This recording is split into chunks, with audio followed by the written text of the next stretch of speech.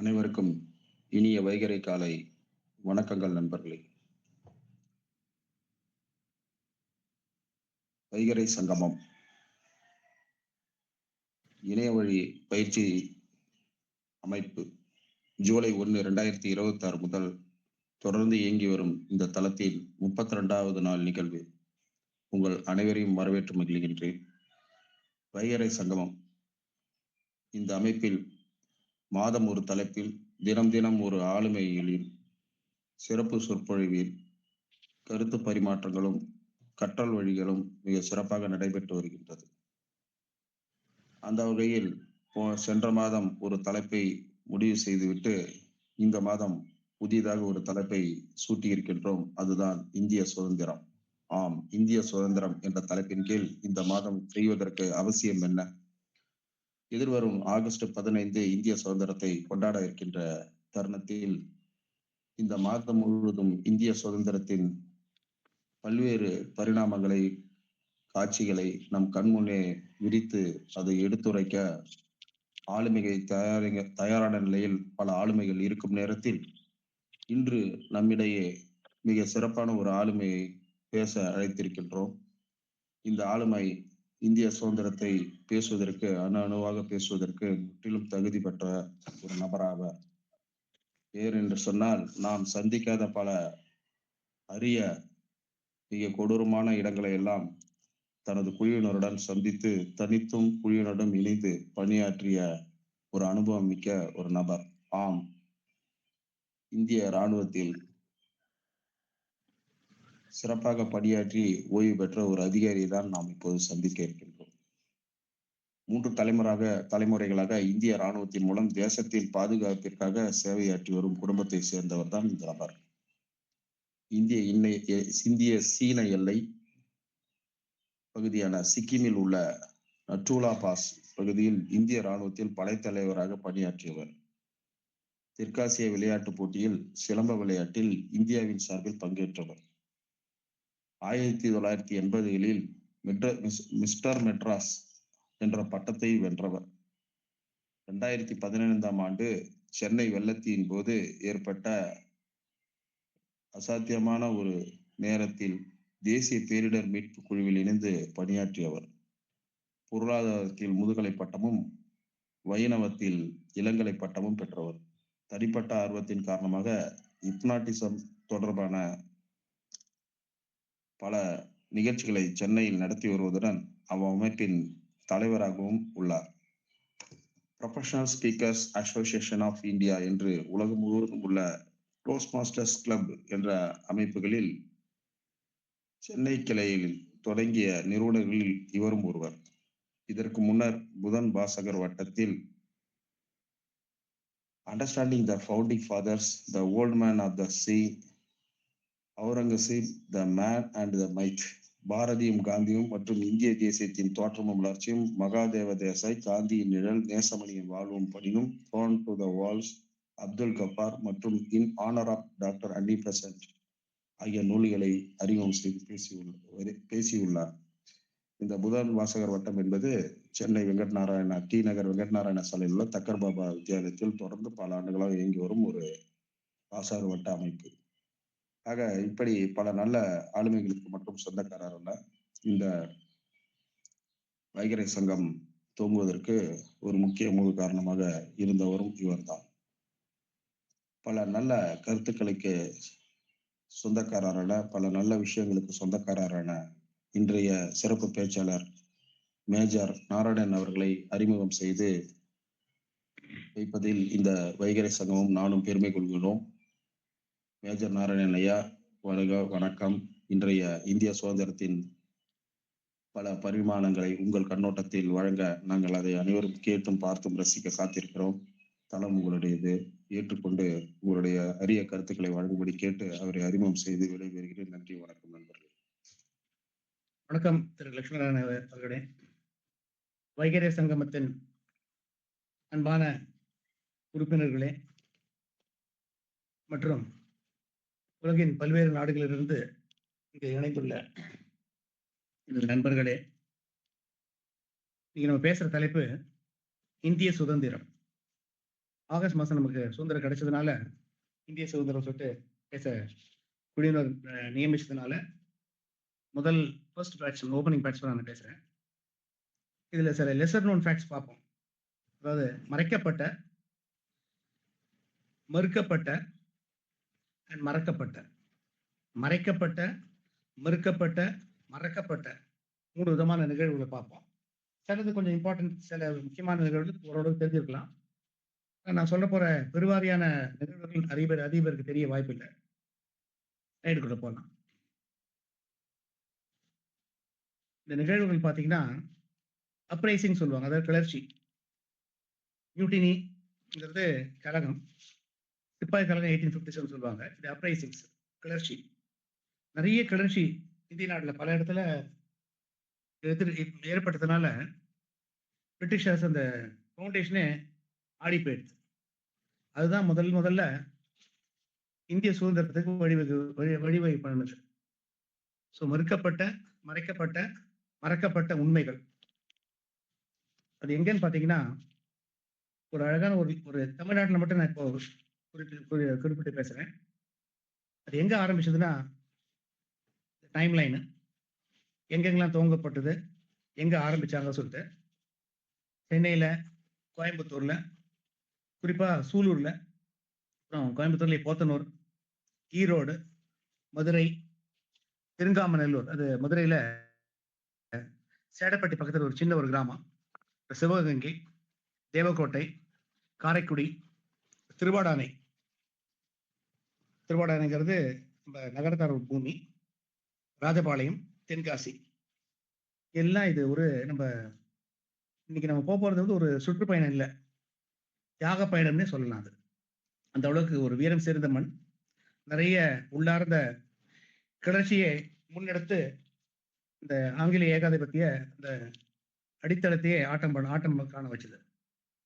முக்கியமான அது என்ன இம்பாக்ட் அப்படின்னு பார்த்தீங்கன்னா, அது எந்த இந்த கட்டமைப்பை ஆட்டம் காண வச்சது. ஒன்று இராணுவம், ரயில்வே துறை, அஞ்சலகம், நீதிமன்றம், அப்புறம் காவல் நிலையம், தொழிற்சாலை, கல்வி நிலையம், எல்லாம் இந்த அவங்க அஸ்திவாரத்தையே குழி தோண்டி புதைக்கிற மாதிரி ஆயிடுது.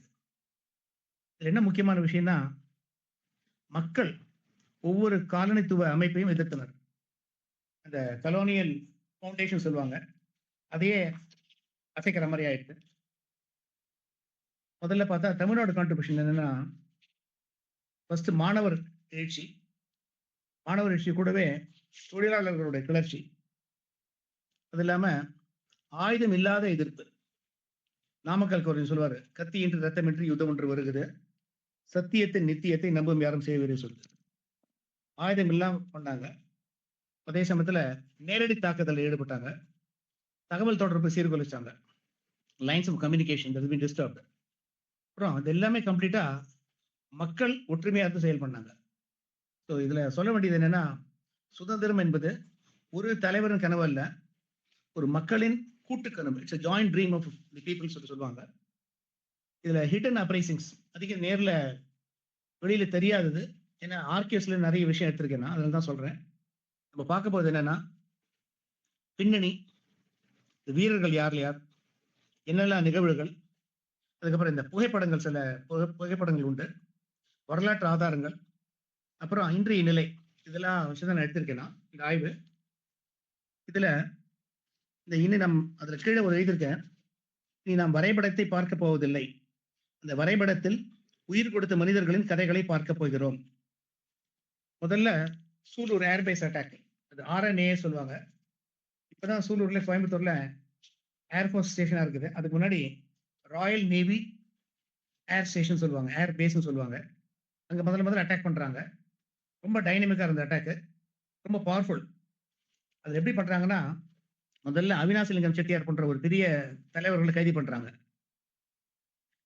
இளம் இந்த தொழிற்சங்க தலைவர் ஒருத்தர் இருக்கார், KV ராமசாமின்னு. அவர் இந்த போராட்டத்தை லீட் பண்றாரு. 100க்கும் மேற்பட்ட கிராம மக்களையும் தொழிலாளர்களையும் கண்ணம்பாளையம்ங்கிற ஒரு இடம் வழியா ராணுவ தளத்தை நோக்கி கூட்டு போறாரு. கண்ணம்பாளையங்கிற இடத்துல அங்க முக்கியமான நிகழ்வு என்னன்னா, இந்தியாலேயே செகண்ட் லார்ஜஸ்ட் ஏர்பேஸ் அங்கே தான் இருக்கு, கோயம்புத்தூர்ல தான் இருக்குது. இப்பவும் அதான். தேஜஸ், த்ருவ், சாரங் டீம்லாம் அங்கே தான் இருக்கு. இந்த சூலூர் விமான தளத்துக்கு தீ வச்சிடுறாங்க. இந்தியாலேயே 2வது ரொம்ப லார்ஜஸ்ட் ஏர்பேஸ். ஃபர்ஸ்ட் வந்து ஹிண்டன்கிற இடத்துல இருக்கு, காசியாபாத்ல. அது 55 ஸ்கொயர் மீட்டர்ஸ், அந்த அளவுக்கு ரொம்ப விஸ்தீரமான ஏர்பேஸ். இந்த பிரிட்டிஷ் விமானப்படையோட உள்கட்டமைப்பிற்கு பெரிய சேதம் விளைவிச்சிட்டாங்க. இங்கதான் இந்த வெள்ளையனை வெளியேறு அந்த போராட்டத்து உச்சகட்டத்தில் இருக்குது. கோயம்புத்தூர் மாவட்டத்தில் ஃபுல்லும் பல இளைஞர்கள் கைது பண்றாங்க. இதுல இருந்து நமக்கு தெரியுது என்னன்னா, போர்க்களம் என்பது எல்லையில் மட்டுமில்லை, தமிழ்நாட்டிலும் இருந்தது. இது கொங்கு வீவர் ரிவோல்ட்னு ஒண்ணு இருக்குது. அது ஈரோடு, கோயம்புத்தூர்ல நெசவாளர்கள் இந்த பார்ட். அந்த புரட்சியில ஜவுளி தொழில் ஆதிக்கத்தை பயன்படுத்தி செகண்ட் வேர்ல்டு வரும்போது பிரிட்டிஷாருக்கு தேவையான பொருளை இந்த விநியோக சங்கிலி, அதாவது சப்ளை லாஜிஸ்டிக்ஸ், இந்த லாஜிஸ்டிக்ஸ் செயினே உடைச்சிட்டாங்க. இது கொங்கு நெசவாளர் ரிவோல்ட் சொல்லுவாங்க, கொங்கு வீவர்ஸ் ரிவோல்ட். இதுல பெரிய லார்ஜ் ஸ்கேல் வேலை நிறுத்தங்கள் நடந்தது. இயந்திரங்கள் சேதப்படுத்தப்பட்டன. நிறுவன அலுவலங்கள் முற்றுகையிடப்பட்டு காலனித்துவ நிதி பாதிக்கப்பட்டது. அந்த கொலோனியல் வெல்த் அடி வாங்கிச்சு. தளவாட விநியோகம், சப்ளை லாஜிஸ்டிக்ஸ் கம்ப்ளீட்டா முடக்கிடுச்சு. தொழிலாளியின் கை நின்றால் பேரரசும் நின்றுவிடும் சொல்லிட்டு ஒரு அடிநாதமா இருந்தது. அப்போ பெருங்காமநல்லூர்னு ஒன்று ஊர், ஏற்கனவே சொன்னேன், சேடப்பட்டி பக்கத்துல. 3 ஏப்ரல் 1920 இந்த தென்னிந்தியாவின் ஜாலியாபாக்னு சொன்னாங்க. ஜாலியன் வாலாபாக் உங்களுக்கு தெரியும். 1919 ஏப்ரல் 13 பஞ்சாப்ல அமிர்தசர்ல பண்ணாங்க. அந்த டயத்துல பெருமலை கள்ளர்னு ஒரு சமூகம் இருக்காங்க. 1911 ஒரு கொடூரமான ஒரு ஆக்ட் கொண்டு வந்தாங்க, கிரிமினல் ட்ரைப்ஸ் ஆக்ட் அப்படின்னு சொல்லிட்டு. இந்த கிரிமினல் ட்ரைப்ஸ் ஆக்ட் படி பெருமலை கள்ளர் என்ன பண்ணணும், தினமும் ராத்திரி போய் போலீஸ் ஸ்டேஷன் தங்கணும், சைன் போட்டு வரணும். இந்த குற்ற பரம்பரை சட்டத்தின் கீழே கட்டாய பதிவு பண்ணாங்க. கிராம மக்கள் டைரக்டா மறுத்துட்டாங்க. அது ஏப்ரல் 3, 1920 காவல்துறையில போய் காவல்துறை அந்த தலைவர் நோக்கி துப்பாக்கி சூட் பண்றாங்க. 16 பேர் கொல்லப்படுறாங்க. அதுல மாயக்கால்னு ஒரு பொண்ணு இருந்தாங்க. தென் தமிழ்நாட்டு ஜாலியன் வாலாபாக்னு இந்த இதுக்கு பேர் வருது. 1919 ஜாலியன் வாலாபாக், தென் தமிழ்நாட்டில் 1920. இது மறக்கக்கூடாத மறைக்கப்பட்ட தியாகம் சொல்லலாம், மறக்கப்படக்கூடாத தியாகம் இது சொல்லலாம். ரொம்ப ரொம்ப அந்த காலத்து ரொம்ப பேர் போன ஒரு பெரிய ரிவோல்ட். ஆனா இப்ப யாருக்கும் தெரியறது வாய்ப்பே இல்லை. ஏன்னா அதை பத்தி யாரும் எழுதுறது இல்லை, புத்தகம் எழுதுறது கிடையாது. பக்கத்திலேயே தேவகோட்டையோட ஒரு மூமெண்ட் இருக்குது சிவகங்கையில. அதுவும் 1942 நடக்குது. தேவகோட்டை பீப்புள்ஸ் ரிவோல்ட் சொல்லிட்டு இந்த வெள்ளையனே வெளியேறு இயக்கத்தோட பின்னணியின் போது சிவகங்கையில பிரிட்டிஷ் ஆட்சியை முடுக்கிவிட்ட மகத்தான மக்கள் எழுச்சின்னு சொல்லுவாங்க. அது இந்த உள்ளூரில் அமைப்பாளரான ஒருத்தர் சித்தூர் சிவஞானங்கிற மரத்துல கட்டிட்டு பிரிட்டிஷ் காவல்துறை சுட்டு கொண்டுறாங்க. எண்ணி பாருங்க, மரத்துல கட்டி ஒரு நாள் ஷூட் பண்றாங்க. அதுக்கு எதிர ஜனங்கள் கிளர்ச்சி பண்றாங்க.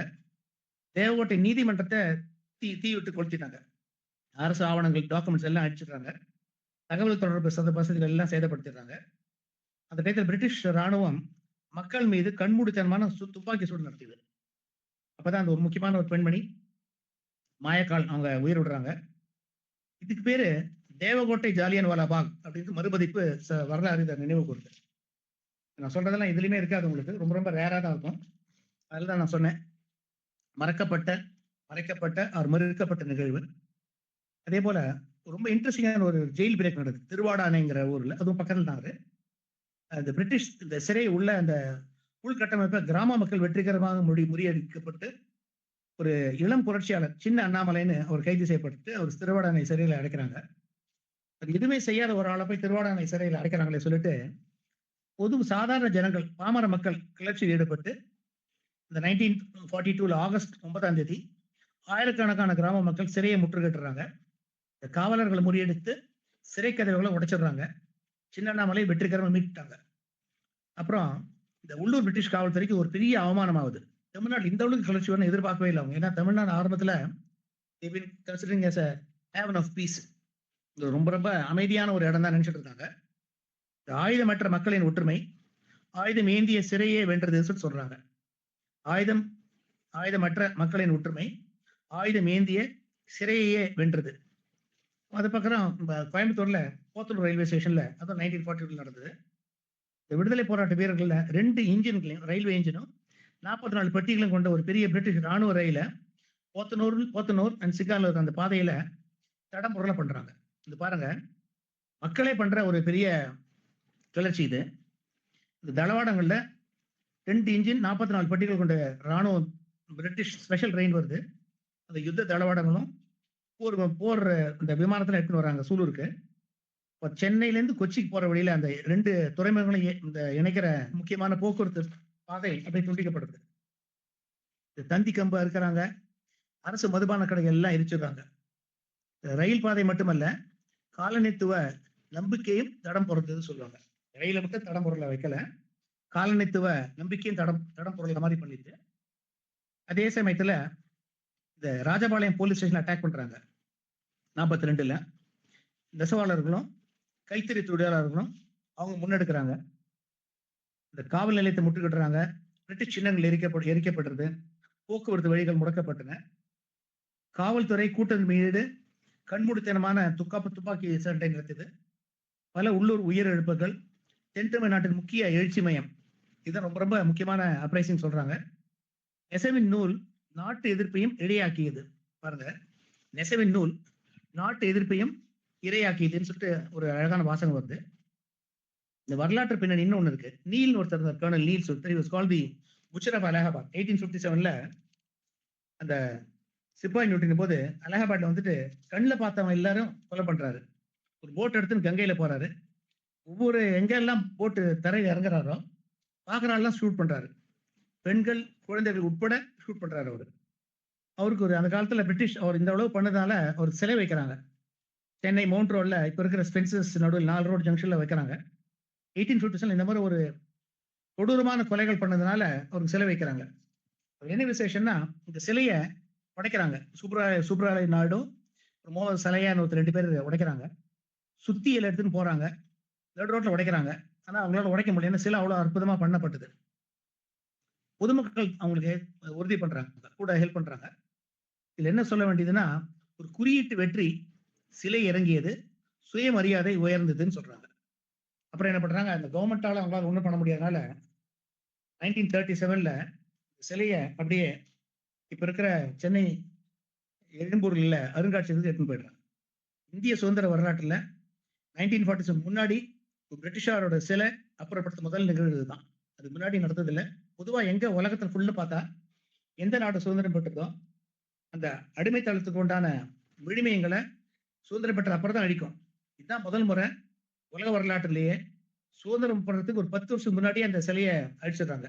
சிலையை எடுத்துட்டு அகற்றி இப்போ இந்த தனிமர நூல் நிலையம் பக்கத்துல இருக்கிற எக்மோர் மியூசியத்துல அந்த அவரோட சிலை இருக்குது, இந்த கர்னல் நீலோட சிலை. இதுக்கப்புறம் பாத்தீங்கன்னா தென்காசி போஸ்ட் ஆஃபீஸ்ல ஒரு பெரிய அட்டாக் பண்றாங்க. அந்த அட்டாக் பண்ணிட்டு அந்த தகவல் தொடர்பு இந்த வலைத்தளங்கள் எல்லாமே, இந்த வலை அமைப்புகள்னு சொல்லுவாங்க, வயர்லெஸ், அதெல்லாம் திட்டமிட்டு துண்டிக்கப்படுது. நிறைய தலைவர்கள் கைது பண்றாங்க. அப்ப என்ன பண்றாங்க, இளைஞர்கள் முன்னெடுக்கிறாங்க. திருநெல்வேலி மாவட்டத்தின் புரட்சிகரமான எழுச்சி தொடரில் முக்கியமான இடம் இது. ராணுவம், காவல்துறை 2 சேர்ந்து பண்றாங்க. பெருமளவு நிறைய பேர் கைது பண்றாங்க, கடும் தண்டனை கொடுக்குறாங்க. என்ன நமக்கு தெரியுதுன்னா, தலைவர் இல்லாவிட்டாலும் தலைமுறை அமைதியாக இருக்கவில்லை சொல்றாங்க. தலைவர்கள் எல்லாம் கைது பண்றாங்க, ஸ்டூடெண்ட்ஸ், இளைஞர்கள், அப்புறம் சாதாரண பொதுமக்கள் முன்னேற்றம் நடத்துறாங்க. அடுத்து ஒரு சின்ன பக்கத்திலேயே காரைக்குடி ஸ்டூடெண்ட் ஒர்க் சொல்றாங்க. அதுல இதே மாதிரிதான் ஆயிரக்கணக்கான இப்போது இங்க சொல்றாங்க ரேடிக்கல் சொல்றாங்க. இந்த ரேடிக்கலைஸ் செய்யப்பட்ட அந்த ஸ்டூடெண்ட்ஸை காலனித்துவ கல்வி நிறுவனங்களை புறக்கணிச்சு கைது செய்யப்பட்ட தேசிய தலைவர்களின் உடனடி விடுதலை கோரி பேரணியாக சென்றார். இது சொல்ல வேண்டியது என்ன, இளமையின் தைரியம் ஒரு பிராந்தியத்தை எழுப்பியதுன்னு சொல்றாங்க. அமைதியான ஆர்ப்பாட்டம் திருப்போராட்டங்களா மாறிடுது. காவல்துறையுடன் நேரடி மோதல்கள் நடந்தது. மாணவர் எழுச்சி தேவகோட்டை போன்ற நிகழ்வுகளுக்கு பெரிய தூண்டுகோல் அமைஞ்சது. கடும் தடியடி மற்றும் உயிருள்ள தோட்டா சூடு மூலம் இந்த நிகழ்வு அடக்கப்பட்டது. பொதுவா நீங்க பாத்தீங்கன்னா, கம்பேரிட்டிவ் அனாலிசிஸ் பாத்தீங்கன்னா, வட இந்தியால பெருமளவு நிறைய பெரிய மக்கள்லாம் படுகொலைகள் நடந்தது. அது உலக வரலாற்றுல உலக மக்களோட கவனத்தை ஈர்ச்சது. ஆனா அதே சமயத்துல தென் இந்தியால பாமர மக்களின் எழுச்சி, தொழிலாளர் மற்றும் மாணவர் இயக்கங்கள், கிராமப்புற பெண்மணிகள் சேர்ந்து பண்ணாங்க. இதுவும் ஒரு பெரிய விஷயம். அங்க கிளர்ச்சியாளர்கள் பெருமளவு பண்ணாங்க. இங்க சாதாரண பாமர மக்கள்ல பண்ணாங்க. 2மே சேர்ந்து தான் இந்திய விடுதலையின் அடித்தளத்தை அமைத்தது. இந்த விடுதலை போராட்டம் இந்தியா முழுவதும் நடைபெற்றது. ஆனால் ஒவ்வொரு மாநிலமும் தனது தனித்துவமான போராட்ட முறையை உருவாக்கியதுன்னு சொல்றாங்க. நிறைய வித்தியாசம் இருக்கு. நம்ம ஜலியன் வாலாபாக்கும் பெருங்காமனில் இருக்கும். அது 1919 நடந்தது. பெருங்காமனில் 1920 நடக்குது. ஒரு வருஷம் வித்தியாசம். அது அமிர்தசர்ல ரோலோட் சட்டத்துக்கு எதிர்க்க பண்றாங்க. ஆயிரக்கணக்கான பொதுமக்கள் கலந்துக்கிறாங்க. பிரிட்டிஷ் துப்பாக்கி சூடு நடக்குது. தேசிய அதிர்ச்சி உண்டாக்குது. ஆனா இது மதுரை மாவட்டத்தில் சின்ன ஒரு கிராமத்தில் நடக்குது. அது வந்து ரவுலட் ஆக்ட் எதிர்க்க, இது கிரிமினல் ட்ரைப்ஸ் ஆக்ட் எதிர்க்க திறமலை கல்லர் சமூக மக்கள் கலந்து எழுதுறாங்க. காவல்துறை துப்பாக்கி சூடு இருக்குது. தென் தமிழ்நாட்டுல இந்த எதிர்ப்பு உணர்வு அதிகரிச்சது இதெல்லாம். சௌரி சோரான்னு கேள்விப்பாங்க. சௌரி சோரா நீங்க கேள்விப்பட்டிருக்கு. அதுக்கும் ராஜபாளையத்துக்கு ரொம்ப அழகான ஒரு கான்ட்ராஸ்ட். சௌரி சோரால விவசாயிகள் தான் கலந்துறாங்க. இங்க நெசவாளர்கள், பொதுமக்கள். அங்கேயும் இங்கேயும் காவல் நிலையம் தான் தாக்கப்படுது. அங்க காவல்துறை அடக்குமுறை செய்து, இங்க காலனித்துவ அடக்குமுறை பண்ணுது. இங்க காந்தி ஒத்துழையாமை இயக்கம் பண்றாங்க. இங்க தமிழ்நாட்டுல மக்கள் ஒரு ஏற்பு ஒரு மூவ்மெண்டா மாறிடுது. அதே சமயத்துல சபர்மதி மூவ்மெண்ட், இங்க கொங்கு மூவ்மெண்ட்டும் வித்தியாசம் பார்த்தீங்கன்னா, அது அகிம்சை. தொழிலாளர்கள் எதிர்க்கிறாங்க. சமூக விழிப்புணர்வு, சோசியல் அவேர்னஸ். இங்க பொருளாதார அழுத்தத்தை கொடுக்குறாங்க. அங்க பொதுமக்கள் கலந்துக்கிறாங்க, இங்க தொழிலாளர்கள் கலந்துக்கிறாங்க. அது ஒரு தேசிய இயக்கமா மாறுது. இங்க பிரிட்டிஷ் சப்ளை செயின் அடிவாங்குது நம்ம கொங்குல. அதே சமயத்துல நார்த்துக்கும் சவுத்துக்கும் பார்த்து நிறைய வித்தியாசம் இருக்கு. பெரிய அந்த மக்கள் கிளர்ச்சி, பல விதமான இன்னல்கள் 2 பேர் சந்திக்கிறாங்க. முக்கியமான சொல்ல வேண்டியதுன்னா பெண்களோட பங்கு இதுல. இந்த ரோல் ஆஃப் விமென் குறிப்பிடத்தக்கவர்கள் யாருன்னா வேலு நாச்சியார் ஏற்கனவே தெரிஞ்சிருக்கும். குயிலி, மாயக்கால் ஏற்கனவே உயிர் விட்டோம். அது இல்லாம பெயர் இல்லாத கிராம மக்கள் நிறைய பண்ணிருக்காங்க. இதுக்கு முதல்ல 2 பெண்மணிகள் மட்டும் இந்திய சுதந்திர போராட்டத்தில் ரொம்ப ரொம்ப முக்கியமா இருந்தாங்க. அவங்க பிளாவெட்ஸ்கி அம்மையார் சொல்லுவாங்க. பெட்ரோவா, அவங்க யுக்ரைன் நாட்டை சேர்ந்தவங்க. பொதுவா ரஷ்யான்னு சொன்னாங்கன்னா ஷி பிலாங்ஸ் உக்ரைன். அவங்க தான் ஃபர்ஸ்ட் வந்து ஒரு தியோசாபிக்கல் சொசைட்டி ஆரம்பிச்சாங்க. அவங்க கூட ஆனி பெசன்ட் அம்மையார் சேர்றாங்க. ஆனி பெசன்ட் அம்மையாரோட ஆரேட்டரி ஸ்கில்ஸ் கேட்டு தான் மகாத்மா காந்திக்கு அந்த அளவுக்கு ஒரு பெரிய உத்வேகம் வந்தது. அப்போ நம்ம தமிழ்நாட்டுல டாக்டர் முத்துலட்சுமி ரெட்டி இருந்தாங்க. அவங்க சப்சிக்வென்ட்லி முன்னெடுக்கிறாங்க. அதே சமயத்தில் நீங்க சமீபத்தில் 2 வருஷத்துக்கு முன்னாடி ஆபரேஷன் சிந்தூர்ல 2 லேடிஸ் வந்திருந்தாங்க. ஒரு வியோமிகா சிங்னு ஒருத்தங்க, கர்னல் சோஃபியா குரேஷி சொல்லிட்டு. இந்த கர்னல் சோஃபியா குரேஷி வந்துட்டு அவங்களோட கொள்ளு பாட்டி வந்துட்டு 1857ல ராணி ஆஃப் ஜான்சி ராணி கூட போர்ல சண்டை போட்டவங்க அவங்க. அதாவது வழியா இந்த தலைமுறை கடந்து தேசப்பற்றும் நாட்டு நலம் அப்படியே கீழே வருதுன்னு சொல்ல வரேன். இந்த பெண்களோட முன்னெடுப்பு பார்த்தா ஆனி பெசன்ட் கூடவே நிறைய பேர் இருந்தாங்க. அதுல ஒண்ணு வந்து துர்காபாய் தேஷ்முக்னு ஒருத்தவங்க. துர்காபாய்னு பேரு. அப்புறம் தேஷ்முக்ல கல்யாணம் பண்ணாங்க. சூரியகுமாரின்னு அவங்க. She later became miss Madras. அவங்க மெரினா சால்ட் மார்ச் ரொம்ப ரொம்ப இன்ட்ரெஸ்டிங். கந்தி சால்ட் மார்ச் நடக்கும்போது அதுக்கு ஈக்குவலண்டா வேதாரண்ய உப்பு சத்தியாகிரகம் பண்றாங்க. மெட்ராஸ் இருக்கிறவங்க என்ன பண்றாங்க, இங்கேயே மெட்ராஸ் மெரினா சால்ட் மார்ச் சொல்லிட்டு தினமும் போவாங்க. தேல் கோட் அரெஸ்ட். 2 பேரும் நல்ல அட்டகாசம் பாட்டு பாடுவாங்க. துர்காபாய் தேஷ்முக் பாடுவாங்க, கூட இந்த பெண்ணு பாடுறாங்க. மிஸ் மெட்ராஸ் ஆனவங்க அவ்வளவு அற்புதமான தேச பக்தி பாடல் பாடுவாங்க. டெய்லி போய் நீரை காய்ச்சுவாங்க. இந்த பிரைன், இந்த சால்ட் வாட்டர் எடுத்துட்டு போவாங்க. போலீஸ் பிடிப்பாங்க. அடுத்த நாள் வெளில வருவாங்க. அப்போ ஒரு மிஸ்ஸஸ் பாலாம்பாள்னு ஒரு லேடி இருந்தாங்க. அவங்க அப்பா வந்து ஒரு ரிட்டையர்ட் டிஎஸ்பி. அவங்க தாத்தா ஒரு ஜட்ஜ். இந்த போலீஸ் தடியடி மீறி அவங்க கலந்துக்கிறாங்க சைனா பசார் இடத்துல சென்னையில. அதே சமயத்தில் டாக்டர் பிரகாசன் ஒருத்தர் இருக்காரு, நம்ம ஆந்திர மாநிலத்தை சேர்ந்தவர். சைமன் கமிஷனுக்கு எதிர்க்க ஒரு பெரிய தடி நடத்துறாங்க. அவர் லீட் பண்றாரு. ஒரு ஷூட் பண்றாங்க, ஒரு ஆள் செத்து போயிடலாம். அந்த பாடி யாரும் எடுக்க முடியாது இல்லை. யாராவது வந்தீங்கன்னா ஷூட் பண்ணுவோம் சொல்றாங்க போலீஸ். அப்ப எல்லா கூட்டத்தை வெளிக்கணும் ஒரு ஆள் வர்றாரு. அவர் தான் பிரகாஷ். அவர் ஷர்ட்டை திறந்துட்டு செஸ்ட்டை காட்டிட்டு வராரு. ஷூட் பண்ணுங்க, நான் இந்த பாடி எடுக்கிறேன்னு சொல்லி தைரியமா வராரு. அவர் பார்த்த அந்த நடையுடைய பாவனை பார்த்த தோரணையிலேயே பிரிட்டிஷார் நிலை குலைஞ்சு போடுறாங்க. ஷூட் பண்ணல. அவர் மட்டும் தனியா வராரு. அந்த அந்த கார்ப்ஸ் எடுத்துன்னு உள்ள போறாரு. இந்த மாதிரி இந்த காலனி ஏகாதிபத்தியத்தை எதிர்த்து அந்த அளவுக்கு ரொம்ப பவர்ஃபுல் ஸ்டோரிஸ் தமிழ்நாட்டில் நிறைய நடந்திருக்கு. அடுத்து பாத்தீங்கன்னா நீங்க டிஜிட்டல் காலத்துல இருந்து நிறைய நம்ம பார்த்த காரைக்குடி பார்த்தோம், சென்னை, மதுரை மாணவர்கள்லாம் பார்த்தோம், தொழிலாளரோட பங்கு பார்த்தோம். கம்பேரிட்டிவ் அனலிஸ்ட் அப்படின்னு பாத்தீங்கன்னா இந்த இந்திய விடுதலை போராட்டம் பல வடிவங்கள்ல நடைபெற்றது. தமிழ்நாட்டோட பங்களிப்பு ஆயுத போராட்டம் இல்லாம இந்த அமைதியான போராட்டம். அதே சமயத்துல எந்த விதமான எந்த எந்த விதமான ஆயுதங்கள் எடுக்காம சப்ளை செயின்ல கட் பண்ணாங்க. தொழிலாளர்கள், மாணவர்கள், கிராமப்புற மக்கள் ஒரு பெரிய இயக்கமா மாறிச்சு. வட இந்தியாவும் தென்னிந்தியாவும் ஒன்றுக்கொன்று போட்டி எடுத்தவை அல்ல, ஒன்றை ஒன்று பூர்த்தி செய்தவைன்னு சொல்றாங்க. அதாவது ஒற்றுமையுடையார் உலகை ஆழ்வார் சொல்லுவாங்க. இந்த தகவல்கள் எல்லாம் நேஷனல் ஆர்கைவ்ஸ் ஆஃப் இந்தியா அதுல இருக்கு. பிரிட்டிஷ் இந்திய இந்த அரசின் ரகசிய அறிக்கைகள், காவல்துறை அறிக்கைகள், உளவுத்துறை பதிவுகள், அரசாணைகள், கைது செய்யப்பட்ட அந்த பட்டியல் இதுல இருந்து எடுத்திருக்குது. தமிழ்நாட்டு ஸ்டேட் ஆர்கைவ்ஸ் இருக்குது சென்னையில, மாவட்ட ஆட்சியரோட அறிக்கைகள் அதுல இருந்து எடுத்திருக்கேன்னா, சில நீதிமன்ற பதிவுகள், செய்தித்தாள்கள், நூல்கள், இந்த Hindu, Swadesamitran, India struggle for independence ஒரு PhD ஆய்வு கட்டுரைன்னு எடுத்திருக்கேன். நிறைய டிஜிட்டல் ஆதாரங்கள் இருக்குது, GIS மேப் இருக்குது, AI மூலமா நிறைய ஆவணம் தேடினேன். இதுல மறக்கப்பட்ட மாவீரர்களுக்கு இந்த இந்த ஒரு பெரிய பெருவணக்கமா இந்த இதை பிரசன்டேஷன் பண்றேன். இந்த நாம் மௌனமாக நிற்கிறோம், அவர்கள் குரல் கொடுத்தால் நாம் சுதந்திரமாக பேசுகிறோம்னு ஒரு அழகான ஒரு வாசகம். நாம் மௌனமாக நிற்கிறோம், அவர்கள் குரல் கொடுத்ததால் நாம் சுதந்திரமாக பேசுகிறோம். இன்றைய தலைமுறைக்கான ஒரே ஒரு செய்தி என்னன்னா, தேசப்பற்று, பொறுப்பு, ஒற்றுமை, உண்மை, சேவை, இந்த 5 முக்கியமான விஷயம்தான். ஃபைனலா ஒரு அழகான ஒரு திருக்குறள் இருக்கு. இந்த திருக்குறள் ரொம்ப மீனிங் உங்களுக்கு தெரிஞ்சிருக்கலாம். புறங்கூறி பொய்த்து உயிர் வாழ்தலின் சாதல் அறங்கூறும் ஆக்கம் தரும் சொல்லிட்டு. நம்ம தேவையில்லாம வாழ்றதை விட புறங்கோரி பொய்த்துயர் வாழ்தலின் சாதல் அறங்கூறும் ஆக்கம் தரும். இது இல்லாம இன்னும் ஒரு 5 நிமிஷம் இருக்கிறதுனால வேற சில முக்கியமான நிகழ்வுகள் சொல்லிடுறேன்.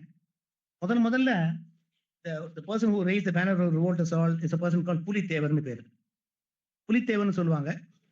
இந்த புலித்தேவர் புலி அடக்கிறதுனால அவர் பேர் புலித்தேவன் பேர் வந்து புலித்தேவனா மாறிடுச்சு. இந்த ஒரு 1715 பிறக்கிறாரு, 1765 67 மட்டும் இருக்காரு அவரு. அவர் தான் ஃபர்ஸ்ட் முதல்ல ஆயுதம் தாங்கிய ரிவோல்ட் அவர் தான் பண்றாரு. புலித்தேவன் தான் முதல்ல வரலாற்றுல முதல்ல 1715 பிறக்கிறார் பாருங்க. அவர் கம்ப்யூட்டர் எங்கெல்லாம் போற ஃபுல்லும் ஜெயபேரிக்கு கொண்டடான்னு பாரதி சொன்ன மாதிரி எங்கெல்லாம் போறதில்ல ஜெயலட்சுமி தாண்டவ மாட்டுறாங்க. அடக்கவே முடியல. ஃபைனலா அவரோட death is shrouded in mystery. சங்கரன் கோயிலில் போறாரு, அதுக்குள்ள மறைஞ்சு போயிட்டாரு. ஒரு கதை அவர் பிரிட்டிஷ் பிடிச்சிடுறாங்க சொல்லிட்டு அவர் தன்னைத்தானே மாச்சிடுறாரு. அவருக்கு எதிர்க்க மருதநாயகம் யூசுப் கான் சண்டை போடுறாங்க. 3 போர்ல மருதநாயகத்தை இவர் தோற்கடிக்கிறாரு. கடைசியில மருதநாயகத்தை தூக்கிலிடுறாங்க பிரிட்டிஷ். அப்பதான் இவருக்கு தெரியுது கூட ஒரு பெரிய வீரனை தூக்கிலிடுறாங்களே சொல்லிட்டு இந்த வீரர் கொண்டு எழுறாரு. நிறைய போர் பண்றாரு. இந்த நெல்கட்டான் செவல்ல, அப்புறம் ஆவடையார்பாளையம் கோவில்ல, அப்புறம் சேரன் மாதேவி, நிறைய கோட்டை உருவாக்குறாரு. பெரிய அளவுல இந்த ஆர்மியில இந்த முன்னெடுத்து பண்றாரு. கடு மக்ரானின்னு ஒருத்தர் போட்டோ போட்டிருக்கேன். அவர் அற்புதமான ஒரு மனிதர். He is called the Robin Hood of Kathiawar சொல்லுவோம். கத்தியவாருங்கிறது குஜராத்ல இருக்குது. He is called Robin Hood of Kathiawar. ரொம்பவும் பவர்ஃபுல்லான ஆளு. அவர் கடைசி மட்டும் பிரிட்டிஷ் கிட்ட கொஞ்சம் கூட சளைக்காம சண்டை போட்டவர். அப்புறம் இன்னொருத்தர் கொன்னத் பாலகிருஷ்ணன் மேனன் சொல்லிட்டு, கொன்னநாத்ங்கிறது களிப்பரம்புல இருக்குது, கேரளால, நார்த்தன் மலபார். அவர் கலிபோர்னியால PhD பண்ணவர். அவர் வந்து he comes back to Kerala. ஹார்வர்ட்ல ப்ரொஃபஸரா இருக்காரு, கொலராடோல ப்ரொஃபஸரா இருக்காரு. அதெல்லாம் விட்டுட்டு ஃப்ரீடம் மூவ்மெண்ட்ல குதிக்கிறாரு. ஒரு ரூம்மேட் தான் ஜெயபிரகாஷ் நாராயணன் சொல்லிட்டு. அடுத்தது பார்த்தா வாவேஸ் ஐயர், உங்களுக்கு தெரிஞ்சிருக்கும், வரகநேரியை சேர்ந்தவர். அவர் தான் துப்பாக்கி சுடுறதுக்கு நிறைய பேர் கற்றுக் கொடுக்குறாரு. அவரை ஸ்காட்லாண்டு முற்றுகையிடுறாங்க. இந்தியா ஹவுஸ்னு ஒரு இடம் இருக்குது லண்டன்ல. அங்கேருந்து ஒரு சர்தார்ஜி வேஷத்துல வெளியில வந்துடுறாரு. ஆனா கையில ஒரு சூட் கேஸ் இருக்குது. அந்த சூட் கேஸ்ல பார்த்தா VVS போட்டிருக்குது. நீங்க வாவேஸ் ஐயர் தானே கேட்கறாங்க. அவர் உடனே சொல்றாரு வீர் விக்ரம் சிங் அப்படின்னு சொல்லிட்டு வெளில வந்துடுறாரு. ஏன்னா ஃபுல்லு சர்தார்ஜி ரூபத்தில் இருக்கிறதுனால. அப்புறம் ஒரு இட்டாலிக்கு போறாரு, ரோமுக்கு போறாரு, பிரான்ஸுக்கு போறாரு. ஒரு கப்பல்ல வராருன்னு தெரிஞ்சது. பாண்டிச்சேரியில போலீஸ் வராங்க. கப்பல் நடுக்கடல் 2 கிலோமீட்டர் முன்னாடியே கப்பல் நிறுத்திட்டு நீஞ்சி வராரு. ஒரு முக்கியமான ஒரு ஆள் இறந்து போயிறாரு. அவரோட அந்த ஃபியூனரல் கலந்து பார்த்து எதிர்பார்க்கறாங்க. அது வீட்டை சுட்டு முற்றிடுறாங்க. கடைசி மட்டும் வாவேஸ் ஐயர் வரவே இல்லை. இந்த பணத்தை எடுத்துட்டு போறாங்க, எரிக்க போறாங்க. போலீஸ் பார்க்கணும், இனிமே எந்த ஆள் வரமாட்டாரு சொல்லிட்டு போலீஸ் பின்னாடி வந்துடுறாங்க. பார்த்தா அந்த பாடையில் வச்ச பணம் எழுந்துக்குது, தன்னோட தாடியெல்லாம் எடுக்குது. கடைசியில் பார்த்தா அவர் தான் வாவேஸ் ஐயர். அந்த அளவு சுதந்திர போராட்டத்துக்கு உழைச்ச ஒரு வாவேஸ் ஐயர். அடுத்தது பார்த்தீங்கன்னா வாவோசி, உங்களுக்கு எல்லாரும் தெரிஞ்சவர். அந்த காலத்துல SSN கம்பெனி சொல்லிட்டு ஸ்வதேசி ஸ்டீம் நேவிகேஷன் கம்பெனி சொல்லிட்டு கப்பல் விட்டவர். 1908ல அவர் பேசினா அந்த அளவுக்கு பெருந்திரளான கூட்டம் வரும்.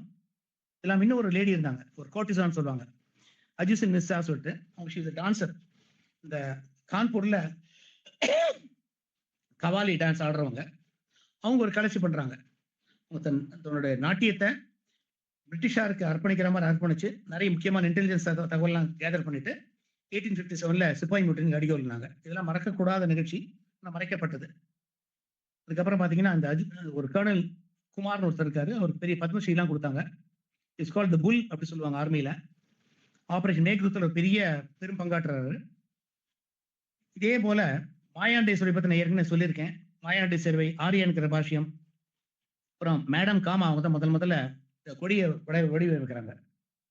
ஃபர்ஸ்ட் இந்தியன் ஃபிளாக் வடிவமைச்சவங்க தான் 1907ல. அதுக்கப்புறம் அவங்க ரோமுக்கு போறாங்க, இத்தாலியில போறாங்க. இந்திய தாய்நாடு இந்த சுதந்திரம் இல்லாம நான் உள்ள வரமாட்டேன்னு சொல்றாங்க. அப்புறம் 1930 ஷி பாசஸ் அவே. ஆனா சுதந்திர கொடி அங்கதான் பறக்க விட்டுவாங்க.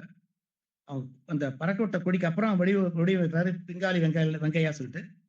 அவர் வடிவமைச்ச கொடி தான் நீங்க பார்க்கலாம். இந்த ஆயுதம் இல்லாத இதை வச்சு பார்த்துட்டு ஒரே ஒரு நாடு வந்துட்டு சுதந்திரம் கிடைச்சது. அந்த நாட்டுக்கு பேர் எஸ்டோனியான்னு சொல்லுவாங்க. 1992ல சமீபத்தில் ரஷ்யா கிட்ட இருந்து அவங்க சுதந்திரம் வாங்குறாங்க. எப்படின்னு ஆயுதம் இல்லாத புரட்சி பண்றாங்க. அவங்ககிட்ட கேட்டாங்க, உங்களுக்கு எது உங்களுக்கு இன்ஸ்பிரேஷனா இருந்ததுன்னா அவங்க சொல்றாங்க மகாத்மா காந்தியோட இன்ஸ்பிரேஷன் தான் சொல்றாங்க. எப்படின்னா கேட்டாங்களா, அவங்க கவர்மெண்ட் ஆஃபீஸுக்கு எதிர்க்க பாடுவாங்க. கவர்மெண்ட் ஆஃபீஸுக்கு எதிர்க்க போயிட்டு ஃபுல்லா கண்டபடி கத்தி பாடுவாங்க. அவ்வளவு கர்ண கடூரமா இருக்கும். இந்த பாட்டு கேட்க சகிக்காம அவர் வழி இல்லாம ரஷ்யா அவங்களுக்கு சுதந்திரம் கொடுக்குறாங்க. எஸ்டோனியா சொல்லிட்டு ஒரு அற்புதமான ஒரு நாடு, ரொம்ப அழகான நாடு, பால்டிக் சீல இருக்குது. இந்த எஸ்டோனியா நாட்டோட ஆரம்ப இன்ஸ்பிரேஷன் பார்த்தா இந்தியா. சவுத் ஆப்பிரிக்காவோட ஆரிஜின் இந்தியா. ஸோ சொல்றதா நிறைய விஷயம் சொல்லிட்டு போகலாம். 2000 சின்ன செய்தி, கொசு செய்தி. 60 ஃபீல்ட் ஆம்புலன்ஸ் ஒன்று இருக்குது, இருந்தது ஒரு காலத்துல. வியட்நாம் வாருக்கு போறாங்க. வியட்நாம் வார் முடியுது, அவர் வர சொல்றாங்க. அந்த யார் ஒருத்தர் போறாரோ, ஆர்காட்டை சேர்ந்த கர்னல் ஆர்காட் ரங்கராஜன் பேரு. அவர் வரமாட்டேன், என்னோட வீரர்கள் கூட வரமாட்டேன்னு சொல்றாரு. ஏன் வரமாட்டாருன்னா, ஒரு 2000 பேருக்கு மேல ட்ரீட் பண்றாரு. இவர் டாக்டர். ட்ரீட்மெண்ட் முடியாம நான் வரமாட்டேன், என் மேல இன்னொன்னு ஆக்ஷன் எடுங்க சொல்றாரு. அப்புறம் எல்லாரும் ட்ரீட் பண்ணிட்டு 6 மாசம் இருந்துட்டு அதுக்கப்புறம் வர்றாரு கர்னல் ஆர்காட் ரங்கராஜன். அவரோட புத்தகம், அவரோட பேரு இந்த அந்த ஊர் பாடம் சவுத் கொரியால இருக்கிற பாட புத்தகத்துல இருக்குது. நான் பார்த்துங்க, இந்தியா பாட புத்தகம் எங்கேயுமே தெரியாது. சவுத் கொரியால பாட புத்தகத்துல ஒரு பேர் இருக்கு, கர்னல் ஆர்காட் ரங்கராஜன் பேரு அந்த ஊர்ல பாட புத்தகத்தில் இருக்குது. அதே சமயத்துல 80 மிசைல் ரெஜிமெண்ட் இருக்குது இந்தியன் ஆர்மியில. அந்த மிசைல் ரெஜிமெண்டோட வார்க்கரை சுவாமியே சரணம் ஐயப்பா. ஒரு 2 நாள் முன்னாடி பேசலாம்னு யோசிச்சும் போது நம்ம தங்கம் சாயிரம் அம்மா சொன்னாங்க, செண்பகராமன் மறந்துட்டாங்களா சார் சொல்லிட்டு. இல்ல செண்பகராமன் யாரும் மறக்கல. இப்பவும் செப்டம்பர் 22 எல்லா வருஷமும் சென்னையில உயர்நீதிமன்றத்துல ஈஸ்டர்ன் வால்ல அவரோட நினைவு பண்றாங்க. அவரோட டிசைன்ஸ் வந்து இப்போ மலர் வளையம் வைக்கிறாங்க. இன்னைக்கு செப்டம்பர் 22. ஏன்னா 1914ல ஒரு எம்டனுக்கு ஒரு ஷெப்பர் எடுத்துன்னு வந்தாரு. ஹிட்லருக்கு எதிர்க்கே ஒரு போர்க்கொடியை உயர்த்தினாங்க. ஹிட்லருக்கு எதிர்க்கே பேசி மன்னிப்பு கேட்க வச்சாரு. அப்புறம் பாய்சன் பண்ணி கொலை பண்ணிருக்காங்க. இருந்தாலும் எம்டன் ஒரு போர்க்கப்பல் எடுத்து வந்துட்டு சென்னையில வந்துட்டு 2 முறை குண்டு மழை பண்றாரு. அவர் போட்டு குண்டு 6 குண்டு இப்போ இருக்கு. ஃபோர்ட் செஞ்சாலு விழுது, நுங்கப்பாக்கத்துல 2 இடத்துல விழுது, கிளைவ் பேட்டர் விழுது, ஹைகோர்ட்ல விழுது. இன்னைக்கும் நீங்க போனீங்கன்னா ரோட்ல ஒரு சின்ன ஒயிட் பிளாக் இருக்கும், 1914 செப்டம்பர் 22 சொல்லிட்டு எம்டன் போட்டிருப்பாங்க. அதனால இந்திய சுதந்திரம் தண்ணீர் விட்ட வளர்த்தும் விப்பரை கண்ணீரால் காத்தோம் சொல்லி பாரதியார் சொல்லுவாரு. இந்திய சுதந்திரத்தை பத்தி ஒரு சின்னதா ஒரு முன்னோட்டம் கொடுக்கறது பெரிய வாய்ப்பு கிடைச்சது. இன்னும் 29 நாள் இருக்குது. இன்ஃபேக்ட் 30 நாள் இருக்குது. ஆகஸ்ட் 31 நாள் இருக்கிறதுனால நிறைய அறிஞர் பெருமக்கள், ஒரு சிறு துவக்கமே தான் இது. மேற்கொண்டு ஏதாவது நீங்க பேசுறதானா I be very very happy. வாய்ப்பு அளித்த வைகரை சங்கமத்திற்கும் அதன் குழுவினருக்கும் எனது நன்றியை மனதார தெரிவித்துக் கொள்கிறேன். நன்றி, வணக்கம். அருமை, மிக அருமை, மிக அருமை. மிக சிறப்பான உரையை நிகழ்த்தி முடித்திருக்கக்கூடிய மேஜர் நாராயண் ஐயா அவர்களுக்கு எனது நன்றிகளையும் பாராட்டுகளையும் தெரிவித்துக் கொள்கின்றேன். வரலாற்று நிகழ்வுகள் கதை அல்ல, நிஜம். ஆம், வரலாற்றின் பக்கங்களை புரட்டி பார்க்கும்போது பல அரிய மனிதர்கள், காண கிடைக்காத மனிதர்கள், நாம் அறிந்திராத மனிதர்கள் பலரும் பலர் விதத்தில் நமக்கு சுதந்திர போராட்டத்திற்காக தனது இன்னுயிரை நீத்திருக்கிறார்கள். கத்தியின்றி இரத்தமின்றி அகிம்சையால் மட்டும் இந்திய சுதந்திரம் உருவானது என்று சொன்னால் நான் அதை ஏற்றுக்கொள்வதே இல்லை. இப்போது எத்தனையோ லட்சோப லட்சம் மக்கள் தங்களுடைய இன்னுயிரை தெரிந்தும் தெரியாமலும் அறிந்தும் அறியாமலும் பிறர் தங்கள் உணர்வுகளை வெளிப்படுத்தி இந்திய சுதந்திரத்திற்காக மாய்ந்து போயிருக்கிறார்கள். அவர்களை எல்லாம் அடுத்து வரும் 30 நாட்களும் ஒவ்வொருவராக அவரவருக்கு தெரிந்த கண்ணுக்கு தெரியாத வீரர்களை எடுத்துரைக்க காத்திருக்கும் இந்த தருணத்தில் துவக்க புள்ளியாக நமது மேஜர் நாராயணன் ஐயா அவர்கள் மிக சிறப்பாக இந்திய சுதந்திரத்தின் வரலாற்று பகுதிகளை பின்னோக்கி கொண்டு சென்று நம்ம அனைவருக்கும் அறியப்படுத்தியிருக்கின்றார். அவருக்கு இந்த நேரத்தில் எனது பாராட்டுகளை மீண்டும் தெரிவித்து இப்பொழுது பின்னூட்டம் வழங்கும் நேரம். இவ்வளவு அரிய கருத்துக்களை கூறிய மேஜர் நாராயணன் ஐயா அவர்களுக்கு பின்னூட்டம் வழங்க பெரிய மனது பண்ணி இப்பொழுதுதான் 1 to 2 பேர் கையை உயர்த்தி இருக்கிறார்கள் என்று நினைக்கும் போது கொஞ்சம் யோசிக்கத்தான் தோன்றுகிறது. பூவா தலையா போட்டு பார்த்து கொண்டிருக்காமல் விரைந்து கையை உயர்த்தி அடுத்து ஒவ்வொருவராக அழைப்பதற்கு ஆவணம் செய்ய வேண்டிய கேட்டுக்கொள்கின்றேன். முதலாவதாக தங்கம் சாய்ராம் அவர்கள் தனது பின்னூட்டத்தை சுருக்கமாகவும் அளவாகவும் அழகாகவும் வெளிப்படுத்துவார் என்று தெரிவித்துக் கொள்கிறேன். மீண்டும் அனைவருக்கும் வைகரை காலை தெரிவித்துக் கொள்கிறேன். முதலில் இங்கு இருக்கும் அனைவருக்கும் மேஜர் ஐயாவிற்கும் என்னுடைய சல்யூட்டை தெரிவித்துக் நன்றி. மறைக்கப்பட்ட கருத்துக்கள் நமக்கு தெரியவே தெரியாது. அது எல்லாம் அவர்கள் எடுத்து கூறினார். இன்றும் இங்குதான் நமக்கு செண்பகராயனுடைய பையன் பேரன் நம்ம சென்னையில் தான் வசித்துக் கொண்டிருக்கிறார். இப்பொழுது அவர் அவருடைய பொண்ணு வீட்டுக்கு லண்டனில் இருக்கிறார். வந்திருப்பார் என்று நினைக்கிறேன் 2 தினங்களில். அவர்தான் அப்பொழுது அந்த கொடியேற்ற சமயத்தில் போய் நம்ம கோட்டைக்கு போயிட்டு வருகிறார். அந்த செப்டம்பர் 22 என்பதை தெரிவித்துக் கொள்கிறேன். அடுத்தது எல்லாரும் விடுதலைக்கு வித்திட்ட அனைவரையும் காரை பாரதி சங்கத்தில் ஒன்றாக இணைத்த பெருமை வைஜெயந்திராஜன் என்பவருக்கு சாரும். அவர்கள் அத்தனை பேரையும் கண்டுபிடிச்சு அத்தனை பேரங்கள் கொள்ளு பேரங்கள்லாம் கண்டுபிடிச்சு அந்தந்த இடத்திற்கு போய் அவர்களை எல்லாம் நாங்க கிட்டத்தட்ட ஒரு 2 மாசம் இதுக்காகவே ஒரு ட்ரைனிங் சென்டர் மாதிரி வச்சு எல்லாரையும் கண்டுபிடிச்சு ஒன்னா சேர்த்தோம். இவங்க சொல்லக்குள்ள ஆனா தெரியாத ஒன்று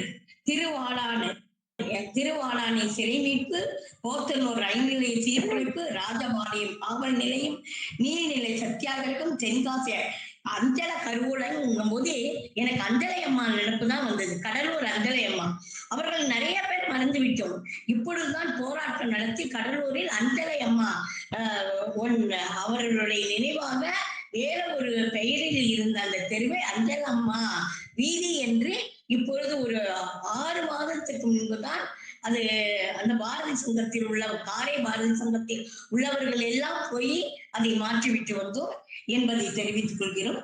அடுத்தது இந்த ஒவ்வொன்றும் காரைக்குடி மாணவர் எழுச்சி ஒவ்வொரு இலக்கும் சொல்லக்குள்ள நமக்கு அந்த நிலத்தி சுதந்திர தினத்தை நாம் எப்படி அனுபவிச்சோம், எப்படி அவர்கள்லாம் அனுபவிச்சார்கள் நினைக்கக்குள்ள இந்த இடத்துல உட்காரவே முடியல. அதனாலதான் பழையவர்கள் கை தூக்க வேணாம், புதியவர்கள் தான் கை தூக்கம்னு சொல்ல முடியும். என் கையை இருக்க பிடிக்க முடியவில்லை. லட்சுமி நாராயண ஐயா, என்னை மன்னித்துக் கொள்ளுங்கள். நான் அப்போது முதலில் அழித்து விடுகிறேன். அதற்காகவும் இப்போதைக்கு என்னுடைய ஏன்னா கையை பிடிக்கிறேன், அது மீறிட்டு வந்துருது. அது போல இன்னைக்கு எல்லாருடைய வைகரை காலை பொழுது நமக்கு சுதந்திரமாக மௌனமாக இருக்கக்கூடிய நம்மை சுதந்திரமாக பேச வைத்த அனைத்து சுதந்திர வீரர்களுக்கும் பணிவான வணக்கத்தை மீண்டும் ஒரு சல்யூட்டையும் தெரிவித்துக் கொள்கிறேன். நன்றி. ஜெய்ஹிந்த். வந்தே மாதரம். மிக்க நன்றி தங்கம் சாய்ராம் அம்மையார் அவர்களே. உங்களுடைய உணர்ச்சி பெருக்கு என்னால் உணர முடிகிறது. உங்களால் அந்த பட்டனை அழித்தாமல் இருக்க முடியவில்லை. நான் உணர்ச்சி மேலிட்டு நான் தினம் வழங்குவதற்கான ஒரு சூழலுக்கு தள்ளப்படுகிறேன் என்று உங்களுடைய உணர்வுகளை வெளிப்படுத்தியிருக்கிறீர்கள். மிக்க மகிழ்ச்சி. புதியவர்கள் பேசினால் நன்றாக இருக்கும் என்பதுதான் எல்லோருடைய ஆசையும் கூட. ஆனால் அவர்கள் பல பேர் தயக்க உணர்வின் உச்சத்தில் இருப்பதனால் உங்களை போன்றவர்கள் தொடர்ந்து பேசுவதற்கான வாய்ப்பை பெறுகிறீர்கள் என்ற விஷயத்தை சொல்லி அடுத்ததாக ரமேஷ் சார் அவர்கள் தனது பின்னூட்டத்தை வழங்குவார்கள். தேங்க்யூ லட்சுமணன் சார், தங்களுடைய வாய்ப்புக்கு நன்றி. ஸோ இந்திய சுதந்திரம் அப்படின்னு இன்னைக்கு ஆரம்பிச்சது 1/8. அருமையான ஒரு பர்சன், அதாவது இந்திய சுதந்திரத்தை பற்றி பேசுறதுக்கு இன்னைக்கு நாட்டுக்காக நேரடியாக தன்னை அர்ப்பணித்த ஒரு ஆளுமை பேசினது மிக மிக அருமையாக இருந்தது. இதில் என்ன பார்த்தோம்னாக்க, அந்த உப்பு சத்தியாகிரகம் நடக்கும்போது நேரடியாக போயிட்டு நம்ம மெரினாலையும் போயிட்டு அந்த மாதிரி ஒரு விஷயங்கள் பண்ணுறது, அரெஸ்ட் ஆகுது, திருப்பி மறுநாள் போய் அது மாதிரி பண்ணுறது, அந்த மாதிரி எல்லாம் எத்தனை பேர் எவ்வளோ தியாகத்தில் நம்ம இதெல்லாம் வந்து எடுத்திருக்கோம் அப்படின்னு நினைக்கும்போது, அது மாதிரி ஒரு டெட் பாடி எடுக்கும்போது பேட் பாடியோட இவர் வந்து சுடன்னா சுடப்பா அப்படின்ட்டு போய் நிற்கிறான்னா, அதை பார்த்து வளவளத்து போன ஆங்கிலேயர்கள்லாம் இருந்து அப்படியே ஒன்றும் பண்ணாமல் விட்டா அப்படின்லாம் நினைக்கும் போதெல்லாம் சிலிர்ப்பாக இருக்குது. இந்த மாதிரி சீன்ஸ்லாம் நம்ம வந்து சினிமாவில் தான் பார்த்துருக்கோம். நேரடியாக இந்த மாதிரி பல பேருடைய உயிர் தியாகத்தோட அதுக்கு பின்னாடி தான் நம்ம இதெல்லாம் அனுபவிச்சுட்டு இருக்கிறோம் அப்படின்னு நினைக்கும்போது, இப்போ நம்ம ஒரு வைகறை சங்கம்னு ஒரு தளம் ஆரம்பிக்கிறோம். இதுவே ஒரு சுதந்திரம் தானே இல்லையா? தளம் ஆரம்பித்து நிறைய பேர் சேர்றோம். இந்த மாதிரி இந்த பல சுதந்திரங்கள் நம்ம கிடைச்சிட்டு இருக்கு. அதை நம்ம நல்லா யூஸ் பண்ணணும் அப்படின்ற ஒரு தெளிவு இன்னைக்கு உரையில் வந்தது. ரொம்ப அருமையாக இருந்தது சார். நிறைய படங்கள் அதோட பவர் பாயிண்ட் ப்ரெசன்டேஷனோட அருமையாக இருந்தது சார். நன்றி, சூப்பர். மிக்க நன்றி ரமேஷ் சார், அருமையான பின்னூட்டத்தை வழங்கியிருக்கிறீர்கள். தங்கம் சாய்ராம் அம்மையார் சொன்னார்கள், கடலூர் அஞ்சலை அம்மையாளுக்கு நாங்கள் வீதிக்கு பெயர் சூட்டினோம் என்று. கடலூர் ஓட்டி என்று சொல்லக்கூடிய ஓட்டி என்றால் ஓல்டு டவுன், முதுநகர் என்று அழைப்போம், பழைய நகர் என்று அழைப்போம். அந்த பகுதியில் தான் எனது இளம் வயது, என்னுடைய வாழ்க்கையின் 30 ஆண்டுகள் அங்கேதான் கழிந்தது. அந்த அம்மாவை பற்றி அப்பொழுதெல்லாம் எங்களுக்கு பெருசாக தெரியாது. இப்போது சமீப காலமாகத்தான் அவருடைய வாரிசுகள் சிலரெல்லாம் நான் சந்திக்கக்கூடிய வாய்ப்பும் கிடைத்தது. அவர்களும் சொன்னார்கள், இப்பொழுது சமீபமாக முன்னாள் முதல்வர் மு.க. ஸ்டாலின் அவர்களுடைய சிலை கடலூர் முதுநகரில் உள்ள காந்தி பூங்கா என்று நாங்கள் சிறு வயதில் விளையாடிய பூங்கா அது, அந்த இடத்தில் நிறுவி இருக்கின்ற தகவலும் கிடைக்கப்பட்டது. நான் அந்த ஊரை விட்டு வந்து கிட்டத்தட்ட 22, 23 ஆண்டுகள் ஆகிவிட்டது. அவர் வாழ்ந்தது சுண்ணாம்புக்கார தெரு என்று சொல்வார்கள், பழைய போலீஸ் லைன் தெரு என்று சொல்வார்கள். அந்த தெருவில் தான் இப்பொழுது அவர் வசித்திருக்கிறார். அந்த வீட்டையும் எடுத்து நினைவுபடுத்துவதற்கான வேலைகள் நடந்ததாகவும் சொல்கிறார்கள். ஆக ஒரு கண்ணுக்கு தெரியாத காந்தியடிகளால் தென்னாட்டு ஜான்சி என்று அழைக்கப்பட்டிருக்கிறார் அந்த அம்மையார். அதெல்லாம் எங்கள் சிறுபிராயத்தில் தெரியாத பல விஷயங்கள் இத்தனை வயது கடந்து இப்பொழுதுதான் தெரிய வருகிறது என்று பார்க்கும்போது ஆச்சரியமாக இருக்கிறது என்ற தகவலையும் உங்களிடம் சொல்லி, அடுத்ததாக தாமோதரன் சார் உங்களுடைய பின்னூட்டத்தை வழங்கலாம். நன்றி. நான் லட்சுமி நாராயணன் சார், எனக்கும் வாய்ப்பு கொடுத்ததுக்கு. நான் தமிழ்நாட்டு இந்திய சுதந்திரத்தை பற்றி மறுக்கப்பட்ட நிகழ்வுகளை இன்று மேஜர் சார் கொடுத்ததுக்கு மிகவும் மகிழ்ச்சியாக இருக்கின்றது. ஏனென்றால் அப்பொழுது பட்ட துன்பங்கள் எல்லாம் இப்பொழுது அவர் கூற வேண்டும் என்றால் நிறைய இருக்கின்றது. அதை மற்றவர்களுக்கும் வழிவிட்டு அவர் மறுக்கப்பட்ட நிகழ்வுகளை நமக்கு எடுத்து கூறியது மிகவும் மிக சிறப்பு. அவர் நேரில் பார்த்தால் அவர் சல்யூட் வந்தே மாதரம் என்று அவர் கூறி அவர் சல்யூட் அடிப்பதற்கு என் மனம் விரும்புகின்றது. வாழ்க வளமுடன். நாங்கள் நிம்மதியாக வாழ்கின்றோம் என்றால் அது நீங்கள் கொடுத்த ஒரு வரம் என்றுதான் நான் நினைக்கின்றேன். ஏனென்றால் அப்பொழுது நீங்கள் உழைத்த உழைப்பு, போர்க்களத்தில் பட்ட விழிப்புண்கள் அனைத்தும் இப்பொழுது எங்கள் நினைவுக்கு வருகின்றது. நீங்கள் இன்னும் பேச வேண்டும் என்றுதான் எங்கள் ஆர்வமாக இருக்கின்றோம். ஆனால் மறைக்கப்பட்ட உண்மைகளை எங்களுக்கு உரைத்ததற்கு மிக்க நன்றி ஐயா. வாழ்க வளமுடன். வாழ்க மேஜர். ஜெய்ஹிந்த். மிக்க நன்றி தாமோதரன் சார். மிக அருமையாக தங்கள் பின்னூட்டத்தை நன்றி உணர்வோடு தெரிவித்ததுக்கு நன்றி. தொடர்ந்து எனக்கு வாய்ப்பு வழங்கியதற்கு நன்றி என்று சொன்னீர்கள். உங்களுக்கு மட்டுமில்லை, அனைவருக்கும் வாய்ப்பு வழங்கதான் எல்லா மாடரேட்டரும் ஆசையுடன் காத்திருக்கின்றோம்.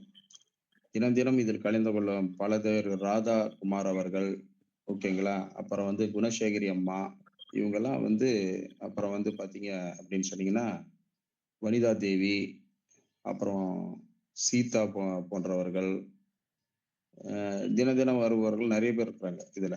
இவங்க மைதிலி சேகர்ன்றவங்க வந்திருக்காங்க. இவங்களெல்லாம் புதியவர்களா இருக்கிற பட்சத்தில் இவர்கள்லாம் பேசினால் நன்றாக இருக்கும், பின்னூட்டம் வழங்கினால் நன்றாக இருக்கும்ன்றது தான் நம்மளுடைய நோக்கம்.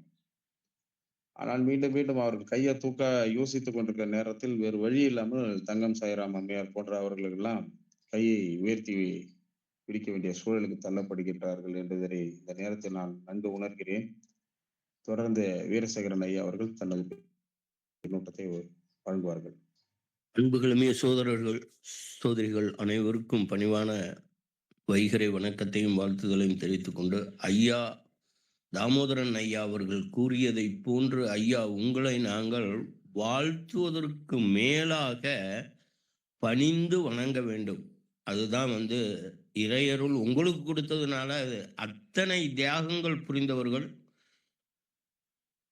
நமது நாடை மட்டும் நான் சொல்லல, உலகத்தில் எங்கெல்லாம் சுதந்திரத்திற்காக பாடுபட்டார்களோ அவர்களுடைய பொற்பாதங்களை அனைவரும் வணங்க வேண்டும் அன்றாடம்.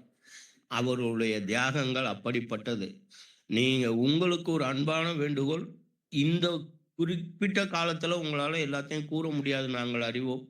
இந்த 30 நாள் தொடர்ச்சியா ஏதோ ஒரு செய்தி அது உள்ளத்தை அப்படியே போய் நிற்கும். ஏதோ ஒரு புதிய செய்தியை நீங்கள் கொடுத்து கொண்டே இருக்க வேண்டும். அந்த வேண்டுதலோடு, a man may live with soul so death he himself not said this is my own native land. ஒருத்தன் எவன் தன்னுடைய நாடுன்னு சொல்லாத எவனோ அவன் சோல்வா வாழல, வெறும் எலும்பு கூடாதான் வாழ்ந்துகிட்டு இருக்கான்னு சொல்லுவாங்க. அதனால தேசபக்தி என்பதின் உச்சகட்டம். உங்களுக்கு மீண்டும் பணிவை தெரிவித்து நன்றி கூறி விடைபெறுகிறேன். நன்றி, வணக்கம். மிக்க நன்றி வீரசேகரன் சார். உங்களுடைய நன்றி உணர்வையும் நாங்கள் கேட்க முடிந்தது. உங்கள் உணர்ச்சி பெருக்குடன் உங்களுடைய நன்றி உணர்வை இந்திய இராணுவத்திற்கும் மேஜர் ஐயா போன்ற வீரர்களுக்கும் வழங்கியதற்கு மிக்க நன்றி. தொடர்ந்து இந்திய சுதந்திரத்தின் பற்றிய அந்த பின்னூட்டத்தை வழங்குவதற்கு மலேசியாவிலிருந்து ஒருவர் தயாராக காத்திருக்கின்றார். அவர் வாழ்ந்து கொண்டிருப்பது மலேசியாவில் இருந்தாலும் அவருடைய வேர்கள் இன்னும் இந்தியாவில் தான் இருக்கிறது என்பதனை உணர்ந்து அந்த உணர்ச்சி பெருக்குடன் பின்னூட்டத்தை வழங்க வரும்படி ஜானகி பொன்னன் அவர்களை கேட்டிருக்கிறேன். நன்றி நன்றி, மிக்க நன்றி லட்சுமி நாராயணன். நன்றி. அனைவருக்கும், என் அன்பு உறவுகள் அனைவருக்கும் இனிய காலை வணக்கம். இன்று ஆகஸ்ட் 1ஆம் தேதி மிகச் சிறப்பான ஒருவரை வைகரை சங்கமம் குழு தேர்ந்தெடுக்கு என்றுதான் அது நமது பாக்கியமே. இந்த எல்லாரும் அவங்க சொந்த நலனுக்காகவே வாழ்ற இந்த காலத்துல வாழும் வரை தனக்காகவே வாழ்பவர்கள் மத்தியில் முன்னே நாட்டுக்காக வாழ்ந்து இந்த பிரபஞ்சத்தில் வெகு சிலருக்குத்தான் நாட்டுக்கு சேவை செய்ய வாய்ப்பும் மனமும் இருக்கின்றது. அது போல நமது மேஜர் சாரை நம்ம கண் முன்னே பார்க்கறதுக்கு நம்ம ரொம்ப கொடுத்து வச்சவங்க. அது இந்த வைகரை சங்கமம் ஆரம்பித்ததுனால்தான் இந்த மாதிரி ஒரு பாக்கியம் கிடைச்சிருக்கு நமக்கு. நாம் சந்திக்காத துயரங்களை எல்லாம் சந்தித்து உயிரை பணயம் வைத்த வீரர் மேஜர் பல பட்டங்கள் பெற்று ஹிப்னாட்டிசம், ஆணழகன் என்ற அந்த பழக்கம் எல்லாம் பெற்று அத்தனை இது இருந்தாலும் அவர் நாட்டுக்கு சேவை செய்ய அது அழகழகான அந்த மறைக்கப்பட்ட கதைகள் எல்லாம் சொல்லும் போது இது ஒரு சிறு துளிதான். இந்த 1 மாதம் இருக்கின்றதே, மீண்டும் மேஜர் வருவார் என்று நினைக்கின்றோம். மிக மிக சிறப்பு, அருமை அருமை. பொன் குடத்துக்கு பொட்டு வைத்தது போல் அதற்கு ஒரு பின்னோட்டம் நாம சொல்ல வேணுமான்னு தான் நினைக்கிறோம். நன்றி மேஜர் சார், நன்றி நன்றி, அனைவருக்கும் நன்றி. மிக்க நன்றி ஜானகி அம்மையார் அவர்களே. மிக சிறப்பாக உங்களுடைய உணர்ச்சி பெருக்கிட உங்கள் உற்சாகத்துடன் கூடிய பின்னூட்டம் அனைவரையும் மகிழ்ச்சி ஊட்டுவதாக இருந்தது. குறிப்பாக மேஜர் அவர்களையும் மகிழ்ச்சி ஊட்டுவதாக இருந்தது என்று சொன்னால் மிகையல்ல. 5 நபர்கள் தனது பின்னூட்டத்தை வழங்கிய நிலையில் இப்பொழுது நாம் நிகழ்ச்சிக்கு இறுதி கட்டமாக ஏற்புரைக்கு செல்கின்றோம். மேஜர் நாராயணன் அவர்கள் ஏற்புரை வழங்குவார்கள். இந்த அருமையான பிபிடி பண்ணது நம்ம முத்துலட்சுமி மேடமும் அருணகிரியா 2 பேரும் தான் பண்ணாங்க. செய்திகள் மட்டும் தான் அவங்ககிட்ட கொடுத்துட்டேன். அருமையா பண்ணிட்டு நேற்று சாயந்தரம் கொடுத்தாங்க. பிபிடி ஒரே ஒரு தடவை தான் பார்த்தேன். காலையில் உட்காந்துட்டேன். மொபைலில் கனெக்ட் பண்ணுறதுனால இது படிக்க விட்டதே முடியல. ஏன்னா அந்த அளவுக்கு டிஸ்டன்ஸ் இருக்கிறதுனால ஸோ கஷ்டப்பட்டு தான் படிச்சு எத்தனை பேர் இருக்காங்கன்னு சொல்லிட்டு. இந்த பிபிடி அவ்வளோ அழகாக அருமையான வடிவமைத்த முத்துலட்சுமி மேடமுக்கும்.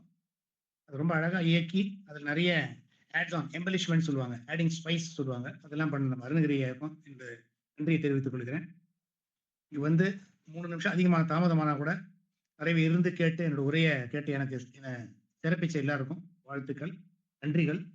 முக்கியமா இந்த 5 பேர் சொன்னாங்க, 4 பேருக்கு நன்றி, 5 பேருக்கு நன்றி. நன்றி, வணக்கம். மிக்க நன்றி மேஜர் சார் அவர்களே. மிக சிறப்பாக உங்களுடைய பின்னுரத்தை வழங்கி முடித்திருக்கிறீர்கள், ஏற்புரையை வழங்கி முடித்திருக்கிறீர்கள். மிக்க மகிழ்ச்சி. நீங்கள் பூத கண்ணாடியை வைத்து உற்று பார்க்கும்போதே தெரிந்துவிட்டது உங்களுக்கு அந்த அந்த எழுத்துக்கள் மிக சிறிதாக இருப்பதை நான் உணர முடிந்தது. ஏனென்று சொன்னால் பிபிடியை கொஞ்சம் போல்டு லெட்டர்களில் போட்டிருந்தார்கள் என்று சொன்னால் மிக எளிதாக வாசித்திருக்கலாம். பூத கண்ணாடி வைத்து பார்க்க வேண்டிய ஒரு சூழல் ஏற்பட்டிருக்காது. நான் ஏன் இந்த ஓப்பன் கேமராவில் இதை வைத்துக் கொண்டு பார்க்கிறார் என்று யோசித்தேன். இப்பொழுதுதான் தெரிகிறது இந்த காரணம்தான் என்று. வருங்காலங்களில் கொஞ்சம் போல்டு லெட்டராக போட்டால் மிக இயல்பாகவே நீங்கள் வாசிக்கலாம், படிக்கலாம். ஆக உங்களுக்கு மிக உதவிகரமாக இருந்த நண்பர் அருணகிரி அவர்களுக்கும் முத்துலட்சுமி அம்மையார் அவர்களுக்கும் இந்த வைகறை சங்கத்தின் சார்பாக நன்றிகளையும் தெரிவித்துக் கொண்டு மிக சிறப்பான ஒரு நிகழ்வை நடத்தி முடித்திருக்கிறோம். முதல் புள்ளியாக நீங்கள் வந்திருக்கிறீர்கள். இனி வரும் புள்ளிகள் அனைத்தும் சேர்ந்து மிக அழகான ஒரு கோலமாக இந்த மாதம் முழுவதும் உருவாகும் என்பதில் எந்த விதமான ஐயமும் இல்லை. இந்திய சுதந்திரத்தை பேச பல ஆளுமைகள் காத்துக் கொண்டிருக்கிறார்கள். அவர்கள் அனைவருக்கும் அட்வான்ஸ் பாராட்டுக்கள், வாழ்த்துக்களை தெரிவித்து இன்றைய நிகழ்ச்சியை இத்துடன் நிறைவு செய்வது உங்கள் அன்பிற்குரிய லட்சுமணன். நாளை மற்றும் ஒரு நல்ல ஆளுமை ரமேஷ் ஐயா அவர்களுடன் நிகழ்ச்சியை இந்திய சுதந்திரத்தின் அரிய பல கருத்துக்களை தொடர்வோம் என்று கூறி விடைபெறுகிறேன். நன்றி, வணக்கம் நண்பர்களே.